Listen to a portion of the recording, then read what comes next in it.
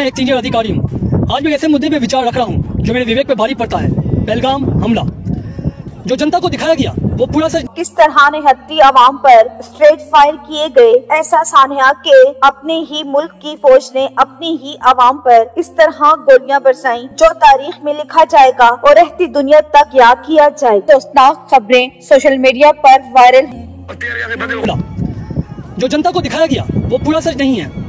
हमले के समय खुफिया जानकारी की विफलता और तत्काल मीडिया की कहानी ये सभी गंभीर सवाल खड़े करती है। अपनी सेवा के वर्षों में मैंने कई ऑपरेशन देखे हैं, लेकिन ये अलग परिस्थिति थी। ये सारे साइन ये सभी एक झूठे फॉल्स फ्लैग ऑपरेशन की संभावना की ओर इशारा करते हैं। एक ऐसा हमला जो बाहर से तो आतंकवाद दिखे लेकिन वास्तव में अंदरूनी राजनीतिक उद्देश्यों को पूरा करते हैं।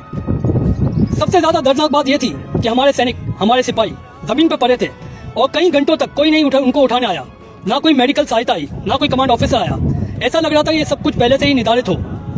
एक सैनिक के रूप में मेरा कर्तव्य सिर्फ सीमाओं की रक्षा करना नहीं बल्कि सच्चाई की भी रक्षा करना है। धोखे के सामने चुप रहना देशभक्ति नहीं, सच बाहर आना ही चाहिए, चाहे वो कितना भी। जो भी हक के साथ आवाज उठाएगा वो या तो जेल में होगा या उसके घर वालों को पकड़ा जाएगा। 26 करोड़ आवाम को ये अपना गुलाम समझती है और जिस तरह चाहे जैसे चाहे इनको अपनी तरफ मोड़ने की कोशिश कर रही है, पर ये नहीं जानते कि ये सोशल मीडिया का दौर है और ना ही ये अब पुराना दौर है और आवाम को सब कुछ मालूम है कि ये लोग क्या कर रहे हैं। जैसे ही ये वीडियो वायरल हुई तो सोशल मीडिया पर सब ने नवाज शरीफ को आड़े हाथों ले लिया। नवाज शरीफ इस आवाम पर और जुल्म नहीं कर सकते और खुदारा पाकिस्तान की गरीब आवाम को उनका हक दें और पाकिस्तान के ईमानदार लीडर इमरान खान को जल्द से जल्द रिहा करें। इस हवाले से अपनी राय का इजहार कमेंट सेक्शन में करें। वीडियो पसंद है तो लाइक करें और चैनल को सब्सक्राइब करें। Thanks for watching. फिर मिलते हैं एक नई अपडेट के साथ।